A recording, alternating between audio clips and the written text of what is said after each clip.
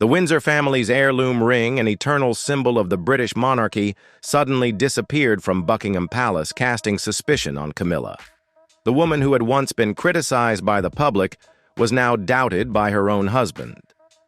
With the loss of this symbol of power, their relationship became more strained than ever, as promises and love that had once been deeply engraved were now under threat. What do you think really happened after Diogo Jota's accident? If you're curious about the hidden truth that few people know, drop a 1 in the comments. If you believe everything's already been revealed, type 0. And don't forget to like and subscribe to support the channel. There are plenty more shocking secrets coming your way in future videos. If you find this story interesting, leave a comment with the number 1. If not, leave a comment with the number 0.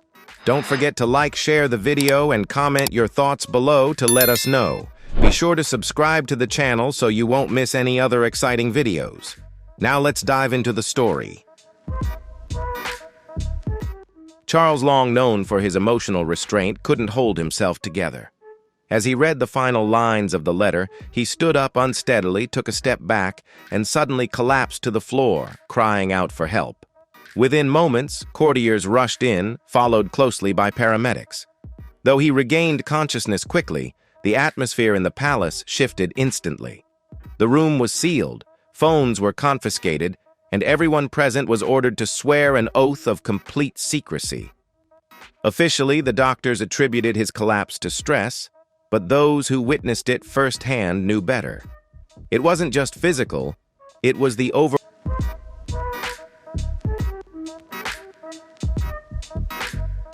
A furious shout echoed from the private chambers of King Charles III, reverberating through the ancient walls.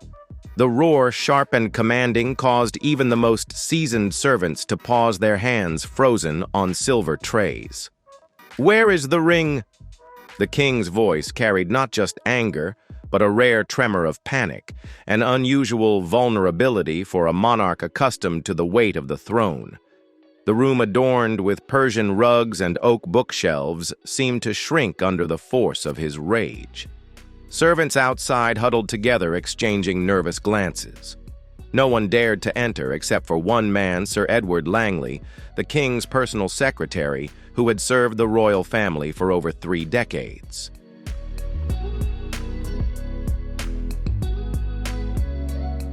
Here is the translated version in American English. Your Majesty. Sir Edward said, bowing low, his voice trembling despite his efforts to remain calm. "We are investigating. The security system shows no signs of intrusion." No intrusion.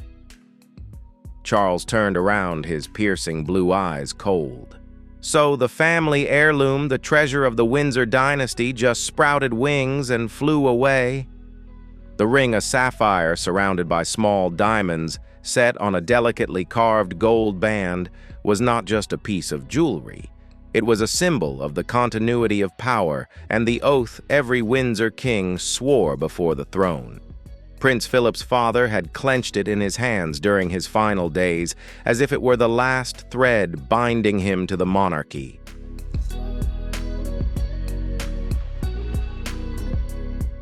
The car veered off the road and was quickly engulfed in flames. The fire spread quickly, engulfing the entire car and igniting nearby vegetation, causing a large and dangerous fire. News of Diogo's death sent shockwaves through the football community. Born in Porto in 1996, Jota was widely regarded as one of the brightest stars of Portugal's new generation of football.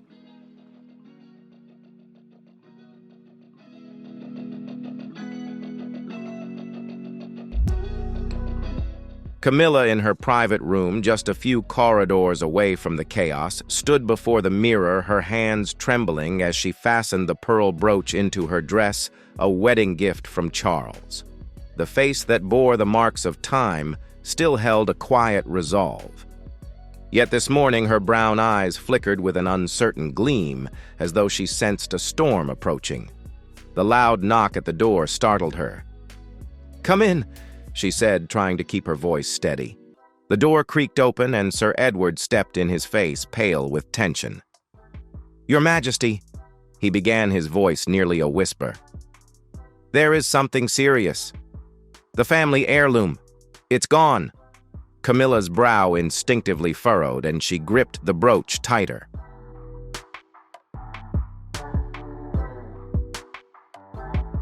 "It's gone. What do you mean? How could it just disappear?" Sir Edward hesitated, his eyes avoiding hers. "We don't know yet, Your Majesty." "But Your Majesty, he's angry, and some people are starting to question." Camilla repeated, her voice now a little sharper. "What are they saying?"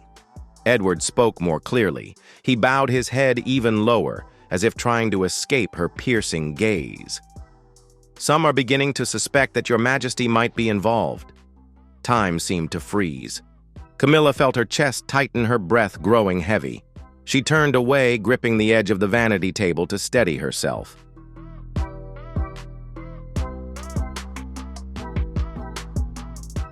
In the mirror, she saw herself.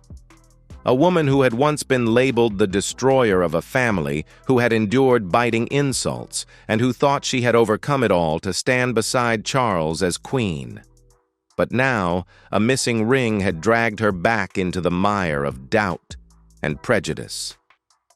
"Leave," she said in her voice. "Get out now." Sir Edward hurried away, leaving Camilla alone with her chaotic thoughts. She walked to the window, gazing out at the garden where she and Charles once strolled, whispering sweet words while the world turned its back on them. She had believed that after everything they had built, a fortress of trust could never be broken.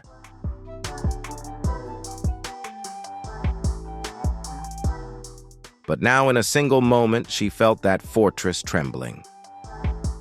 In the palace meeting room, Charles sat at the head of a polished oak table, his hands clenched tightly, his eyes fixed on the gleaming surface. In front of him was a pile of documents, security reports, locked schematics, and a list of those with access to the secret room. But he wasn't reading them. His mind was consumed by one question. Why was he remembering the moment he placed the ring in the safe just 2 days ago?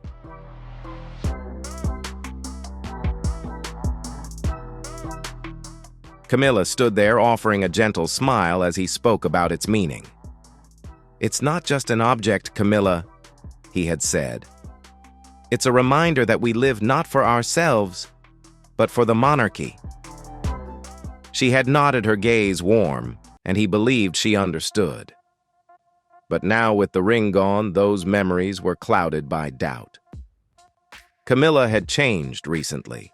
She had canceled his schedule without consulting him, appeared on television without the approval of advisors, and spoken about the future of the monarchy with a confidence he had never seen before.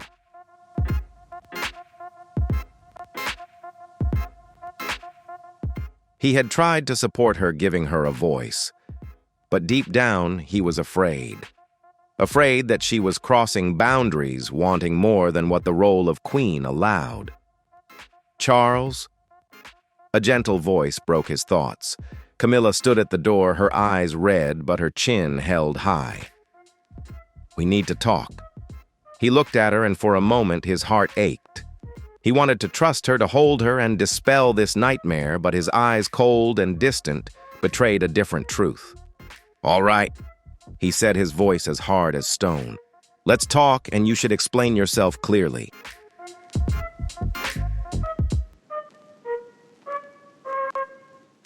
Camilla walked in, closing the door softly behind her.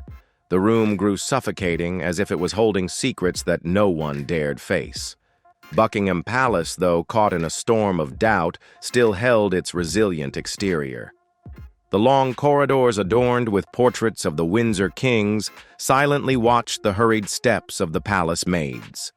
The light from the crystal chandeliers poured down, casting intricate patterns of light and shadow, reflecting the chaos within the palace walls.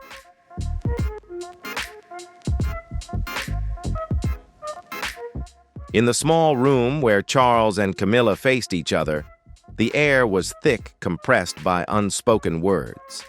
Camilla stood by the door, her hands clenched tightly, nails digging into her palms to suppress the trembling. Charles sat behind the oak desk, his back stiff, but his eyes no longer burned with the sharpness they once held. Instead, they carried a vague pain mixed with disappointment and confusion. The ring, not just a priceless heirloom, but also a binding link to his father, the monarchy, and the lifelong duty he was born into, was gone. Charles, Camilla spoke with her voice firm but resolute. I didn't take the ring. You have to believe me. Charles didn't respond immediately.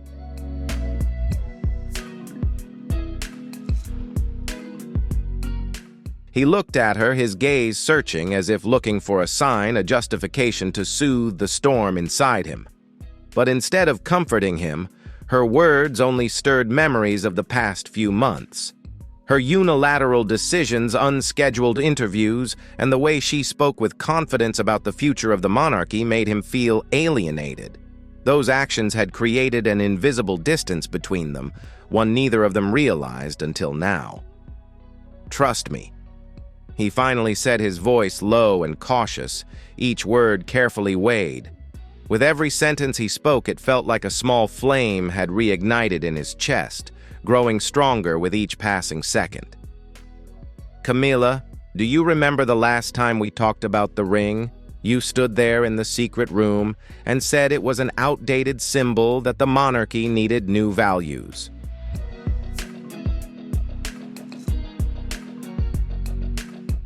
His words seemed to make the air in the room heavier, but Camilla remained still, her brown eyes locked onto Charles's stern gaze. Do you remember the memories of Camilla Freeze flooding back like a tidal wave? He continued, his tone becoming more intense. She said those words, but not to offend. It was a brief, candid moment when she wanted to share her thoughts on how the monarchy could adapt to modern times. But now, in my eyes, you see that those words have left a wound you never noticed.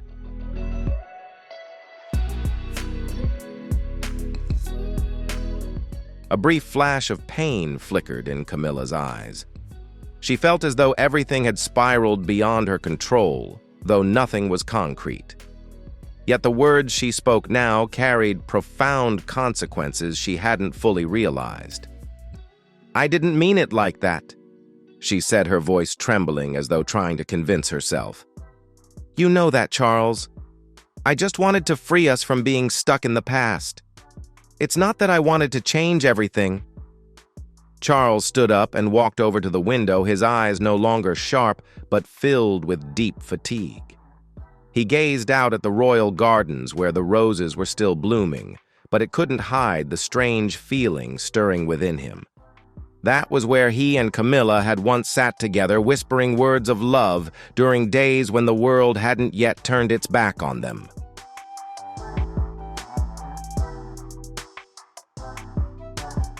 The past, he repeated bitterly. That ring is not just the past, Camilla. It's my father's vow, my vow, and the vow of those who will follow. It reminds us that the monarchy doesn't belong to any one individual. It's a legacy. Charles's eyes lit up as he spoke of the ring, and memories flooded back to him. The ring, with its sapphire shining like a midnight sky, had once rested on Prince Philip's hand in his final days.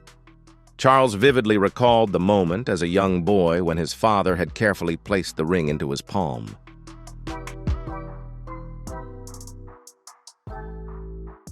Son, one day you will understand the weight of it, not because it's heavy, but because it carries our history with it. Back then, Charles only saw the beauty, the sparkle of the ring, and smiled innocently, unable to grasp the deep meaning behind it. But now, after years of turmoil and shocks in life, Charles knew that the ring was not just a piece of glittering jewelry. It was a symbol of endurance, duty, and sacrifice that a king must bear. It was something anyone who wore the crown had to hold in their hand as a vow to history, to those who came before, and to the generations that would follow.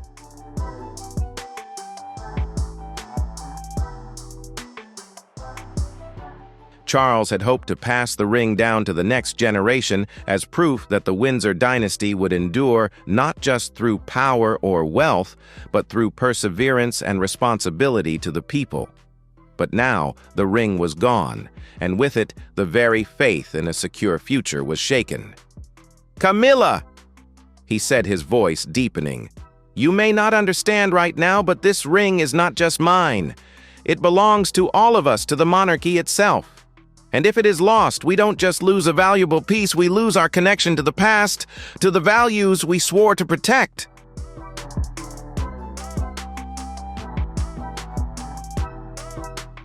The faint light from the window cast long shadows, making the air in the room feel even heavier and more still.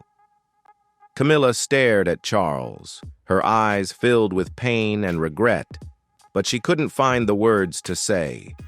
She knew that everything had changed, that every word, every action could push them further apart.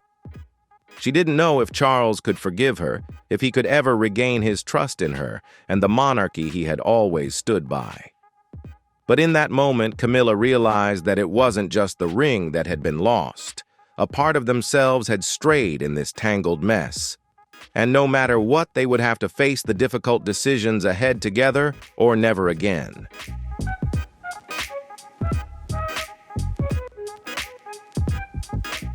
Camilla gazed out of the window, her eyes clouded by the faint light of the afternoon. A chill enveloped her, not just from the cold air, but from the thoughts swirling in her mind. The embroidered handkerchief with the letter C. It was a clear sign, one that no one could overlook. It brought forth a truth that she had tried to avoid. In the eyes of those around her, she was the only one who could be linked to the missing ring. The pain in Camilla's heart didn't just come from the suspicion, but from realizing that the trust she had once held might have shattered beyond repair.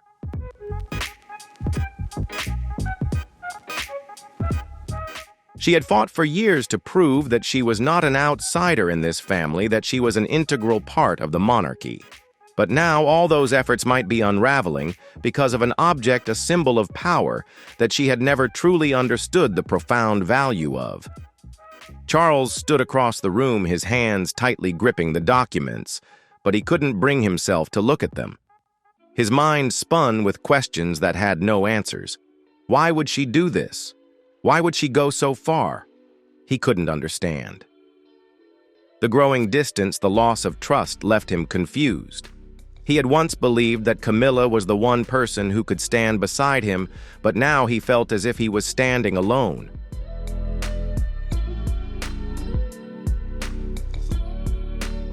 All the stories surrounding the ring, the memories, the vows, seemed meaningless now. What remained was only doubt and an indescribable sadness.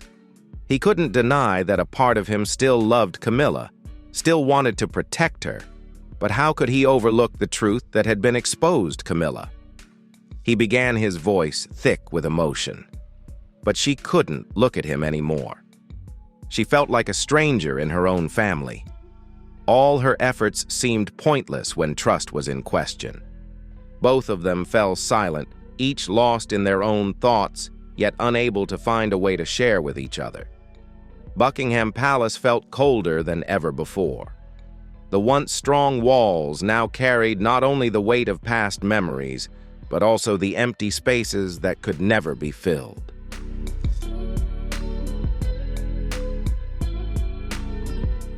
The whispers continued to spread, not just within the palace, but across the entire nation. Camilla, the woman once viewed with disdain by many, now stood at the center of waves of doubt that she could not control. Despite her efforts to hide her emotions, tears fell silently in the quiet of the night. She wondered to herself, could there ever be a day when they would regain the trust that was lost, or would it all remain as shattered pieces, forever leaving scars on the lives of both her and Charles?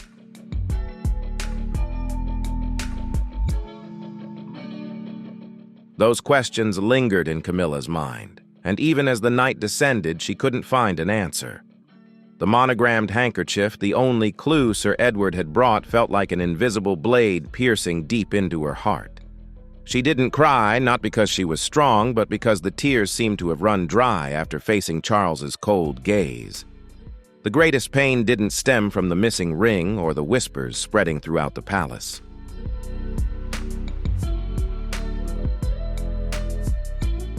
It came from the man she loved, the one who had once been her only support in a life filled with turmoil. Camilla closed her eyes, and in that moment memories flooded back so vividly that she could almost hear their laughter from days long gone. It was a summer afternoon at High Grove, the garden heavy with the scent of lavender. Charles, then still the Prince of Wales, held her hand and led her through the flower beds, their colors vibrant under the sun.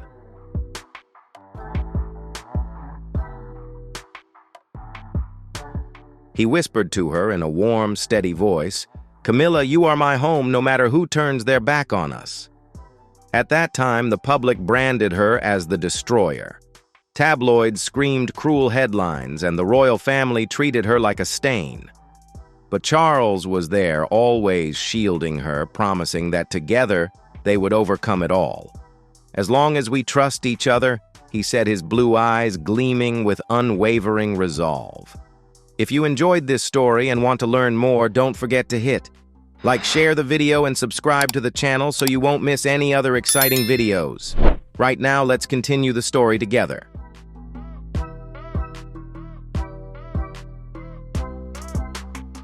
And she believed him. Camilla loved him with all her heart despite the curses, despite the long nights wondering if she was worthy of his love. But now, as she opened her eyes, all she saw was an empty room with portraits on the walls, as if silently judging her.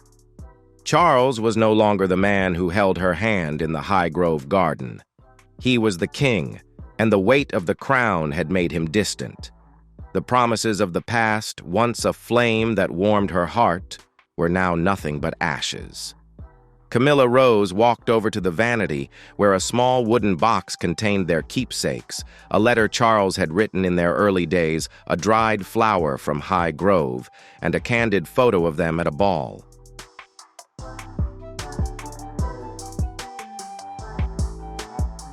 Their smiles in that photo couldn't be broken as they gazed at each other. She touched the photograph, her fingers trembling. In that moment, she was not the queen, not the accused, but simply Camilla, the woman who had loved Charles with everything she had. But no matter how beautiful the memories were, they could not ease the pain of the present. Camilla knew Charles was changing not because he had stopped loving her, but because he was imprisoned by duty. The responsibilities of a king had consumed all the space in his heart, and in the shadow of the crown, what they once had seemed to fade.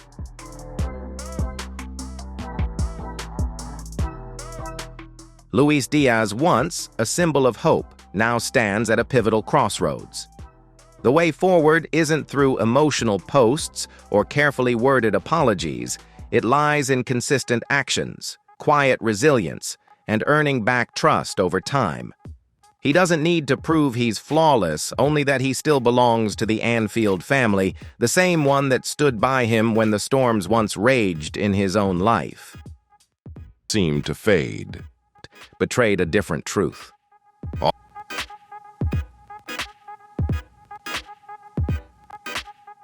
There was a time when she canceled Charles's schedule to arrange a tea meeting with environmental activists, a cause she knew he cared about.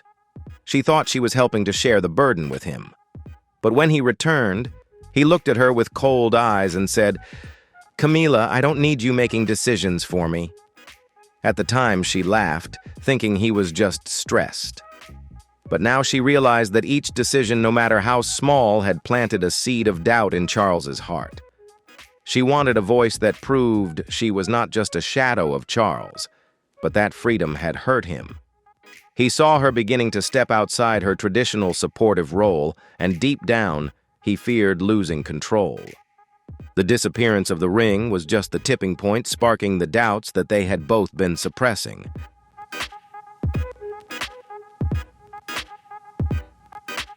Jota, with his warm smile and generous spirit, left behind a legacy built on loyalty, kindness, and quiet sacrifice. The number 7 jersey he once raised in honor of Diaz now feels like a haunting symbol, a powerful reminder of a friendship that may have been shattered in a single moment of silence and absence. Now Luis Diaz stands at a pivotal crossroads, one that could define not only his future at Anfield, but the trust and connection he once shared with a club, a team, and millions of fans. And immediately, he looked at her, his gaze searching as if looking for a sign, a justification to soothe the storm inside him. But instead of comforting him, her words only stirred memories of the past few months.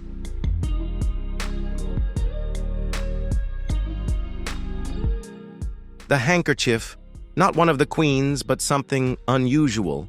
One of the guards saw a stranger near the secret room last night. Charles looked up, a flicker of hope in his eyes, but also tension. "Who was it?" he asked, his voice sharp as a knife.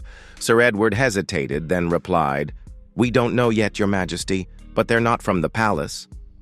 The room fell silent again, but this time the silence carried with it a new spark of hope.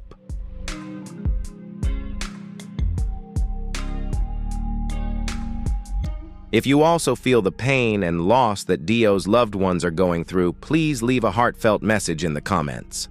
Every sincere word can offer strength and comfort to those who are grieving. If you value the unity and humanity that sports can bring, don't forget to hit like.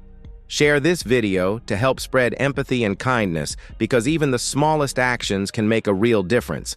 And be sure to click subscribe to stay with us on this emotional journey. Becoming more intense. She said those words, but not to offend. It was a brief, candid moment when she wanted to share her thoughts on how the monarchy could adapt to modern times. But now, in my eyes, you see that those words have left a wound you never noticed. A brief flash of pain flickered in Camilla's eyes. She felt as though everything had spiraled.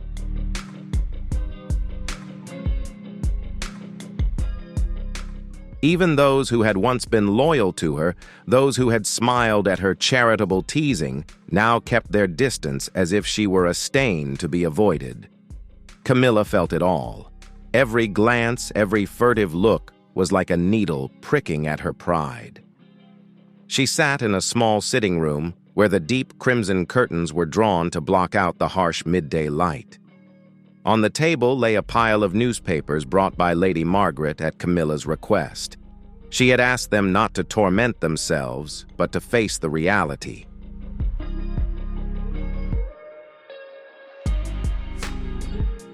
She needed to know what the world thought to understand why, in just a few days, she had gone from being the heroine of a story to its villain. She flipped through a newspaper, her hands trembling. A long article penned by a journalist notorious for attacking the royal family described her as a woman driven by ambition, always seeking to outgrow her role. It cited the embroidered handkerchief as irrefutable evidence of betrayal, even suggesting that Camilla might have staged the ring theft to create a crisis, and in doing so consolidate her power. Camilla laughed, but it was a bitter sound, devoid of joy. Ambitious power, she wondered.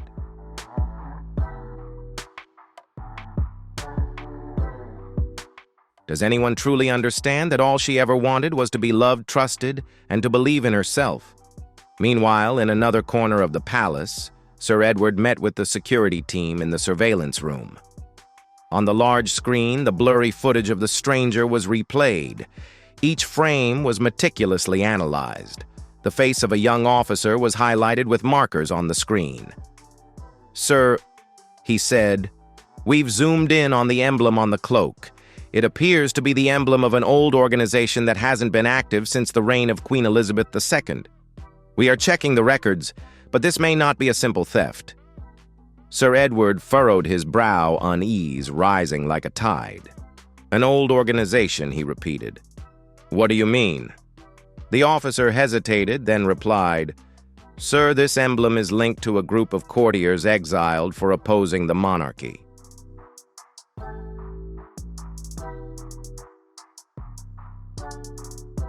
If that's the case, this person is not just after the ring. They might want to destabilize the entire monarchy. Sir Edward remained silent, his eyes fixed firmly on the screen. He knew this information would change everything, not only the investigation, but also the relationship between Charles and Camilla. However, he also knew that once the truth was exposed, the wounds caused might never heal. He stood there giving the order. Continue the analysis. I want everything about this organization and who this person is. Report directly to me before presenting it to His Majesty.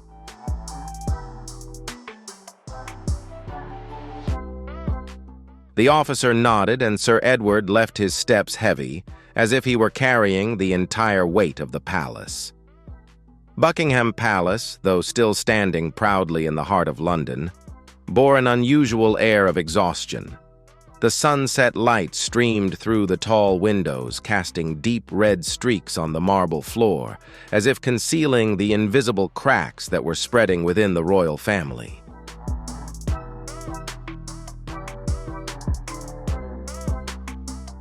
In her private room, Camilla sat by the window, her gaze distant, intently focused on the royal garden. The roses still bloomed brilliantly, but to her, they reminded her of days lost. An old letter from Charles, his handwritten words filled with love, lay on her lap, yet she lacked the strength to read it again. Her confrontation with Charles in the meeting room had stolen her last flicker of hope. His accusations that she craved power, that she had crossed boundaries, not only hurt her deeply, but also made her question whether she had been wrong in wanting to be herself.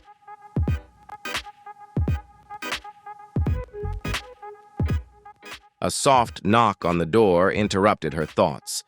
Camilla took a deep breath, quickly wiped her eyes, and said, "Come in." Sir Edward entered with a serious expression, but there was a hint of relief.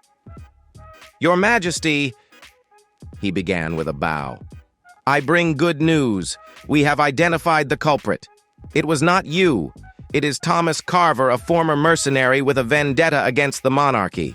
The ring was found in an abandoned house on the outskirts of London. He wants to tear us apart."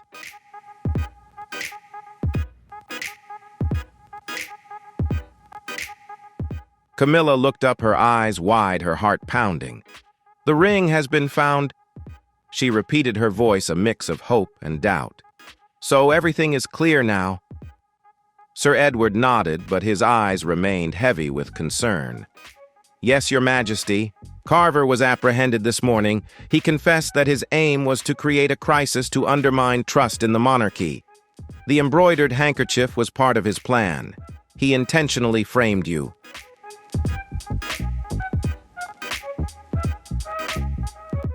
Camilla fell silent, her hand instinctively clutching Charles's letter. She should feel relieved, overjoyed that her innocence had been proven, but instead she only felt a cold emptiness.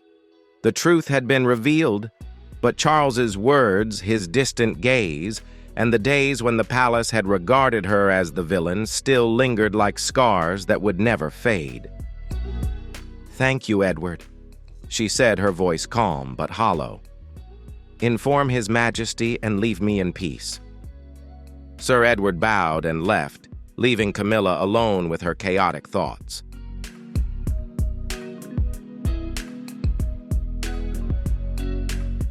She stood up and walked to the vanity where she kept a photo of herself and Charles at a ball many years ago.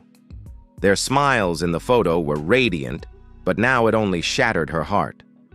The truth might have cleared her name, but she believed that the most precious thing between her and Charles could never be reclaimed.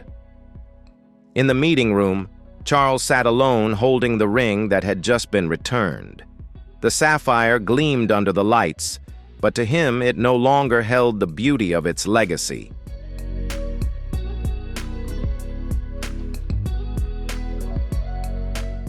It was a reminder of his mistakes, allowing doubt to cloud his love for Camilla. Sir Edward had just reported everything about Thomas Carver, the conspiracy behind the embroidered handkerchief that had been deliberately left to frame Camilla. Charles listened, but each word was like a hammer shattering what little pride remained in him. He stood up and walked to the window, gazing out at the royal garden. He remembered the moment he had doubted Camilla, the moment he had let those accusatory words slip from his lips. He had been wrong, and he knew it. But how could he make amends? How could he face the woman he loved after pushing her into the shadows of doubt? A knock echoed, and Sir Edward stepped in again. "Your Majesty," he said cautiously, "the Queen has been informed, but she wants to be alone."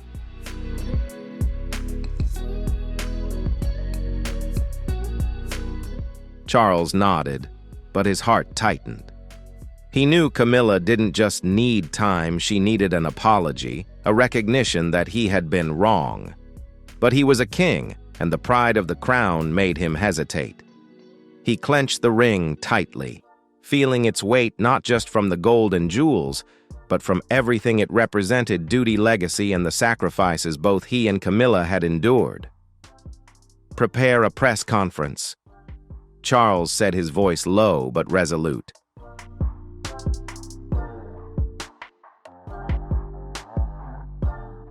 "I want the public to know the truth. Camilla is innocent, and I won't let her name be tarnished any further." Outside Buckingham Palace gleamed under the glow of the setting sun, but inside, those who carried the weight of the monarchy were wrestling with their own hearts. In her room, Camilla looked out over the garden, wondering if she could ever forgive Charles, or if their love had been changed forever.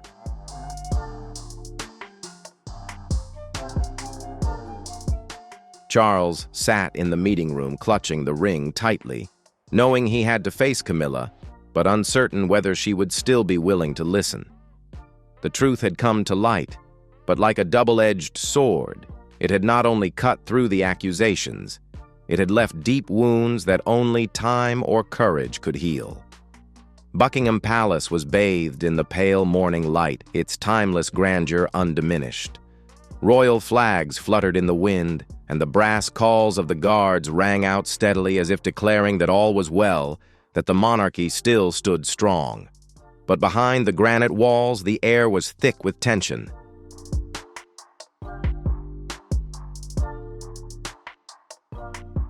A reminder that even though the truth had been revealed, the wounds remained silent but sharp.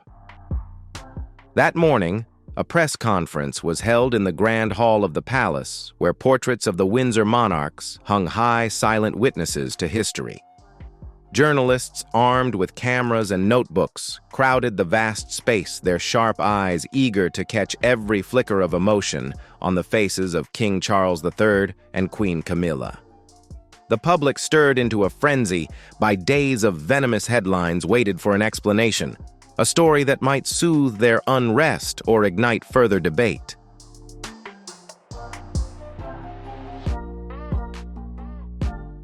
Charles stood at the podium, his navy suit impeccably tailored, yet his tightly gripped hands on the edge of the stand betrayed his tension.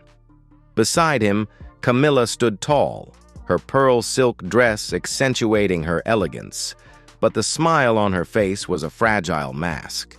They appeared as symbols of unity between king and queen, yet their eyes did not meet, as if an invisible wall stood between them.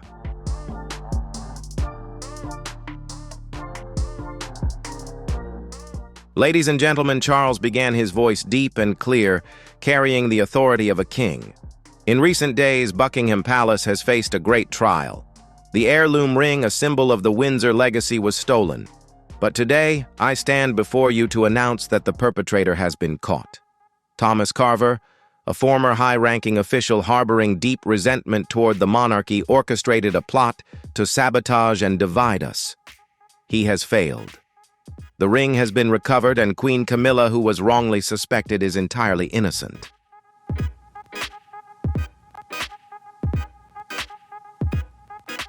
Whispers rippled through the crowd of journalists. Some nodded and scribbled furiously, while others exchanged skeptical glances. Charles swept his gaze across the room as if daring anyone to challenge the truth. But deep inside, he knew that no matter how powerful his words were, they couldn't erase what he had done to Camilla. Camilla stood beside him, her smile still perfectly in place, but her heart felt shattered. Charles's statement was necessary, even noble, but it had come too late. The days spent under suspicion and worse, the coldness in his eyes during that fateful meeting had left scars that no public vindication could heal. She glanced at him briefly, seeing the effort he was making to make things right, but she couldn't forget what had happened.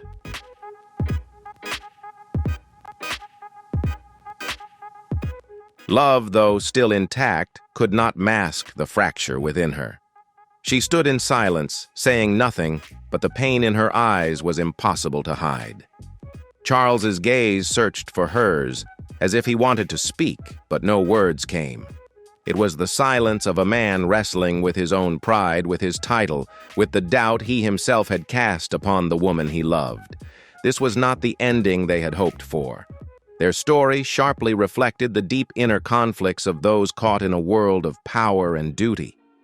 More than just the love between a king and a queen, the relationship between Charles and Camilla was a mirror of personal sacrifice and a love tested by time.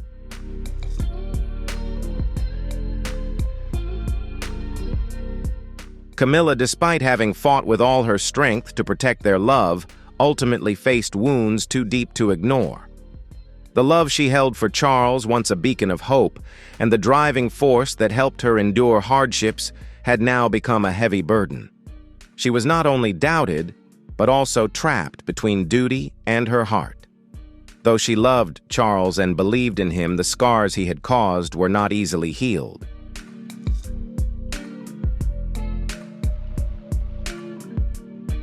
For Charles, the story was also a journey of self-discovery and sacrifice. As a king, he had to face the strict demands of the monarchy. Every decision he made affected not only his family, but the entire nation. Yet, when confronted with Camilla, he realized that the sacrifices made for the crown had caused him to overlook his own true feelings, something he could never undo. He admitted his mistakes and expressed his remorse. But could he ever heal the cracks in Camilla's heart?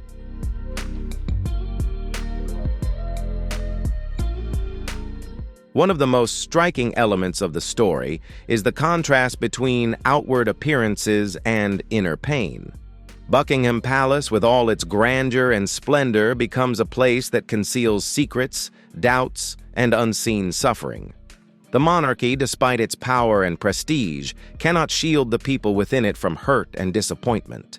The granite walls of the palace, though steadfastly built over centuries, cannot protect the human heart from turbulent storms.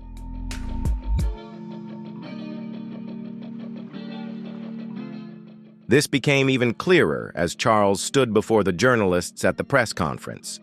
The sharp questions and skeptical gazes were not only challenges to his authority, but also to his very humanity. While the public sought an explanation, a forgiveness for what had transpired, Charles and Camilla faced an undeniable truth. Even if they succeeded in clarifying the facts, they had lost much in the process.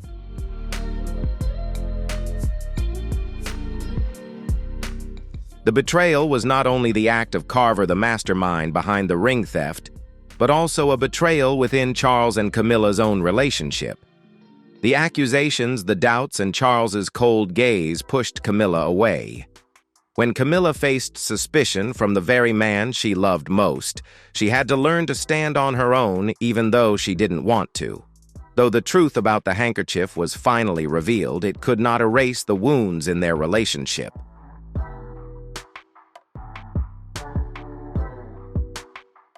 However, a crucial element the story highlights is how each character confronts their own mistakes.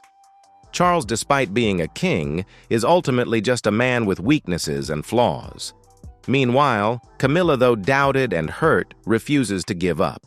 She faces every challenge with resilience and chooses to continue living for the duty and legacy of the monarchy, even when her heart is no longer whole. This makes Camilla a symbol of perseverance and sacrifice, standing strong even as everything around her crumbles.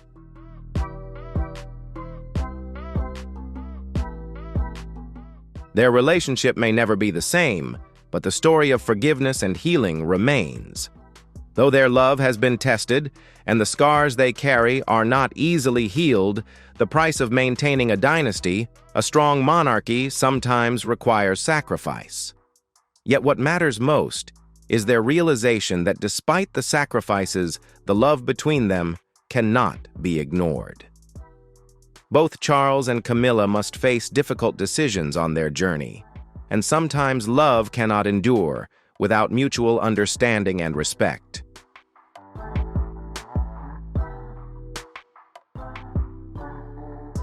From suspicion to loss and ultimately to regret, this story highlights an important lesson about humanity and power. Sometimes the deepest wounds come from those we love the most. And when faced with crucial choices, we must remember that the human heart cannot be easily healed by words or deeds alone.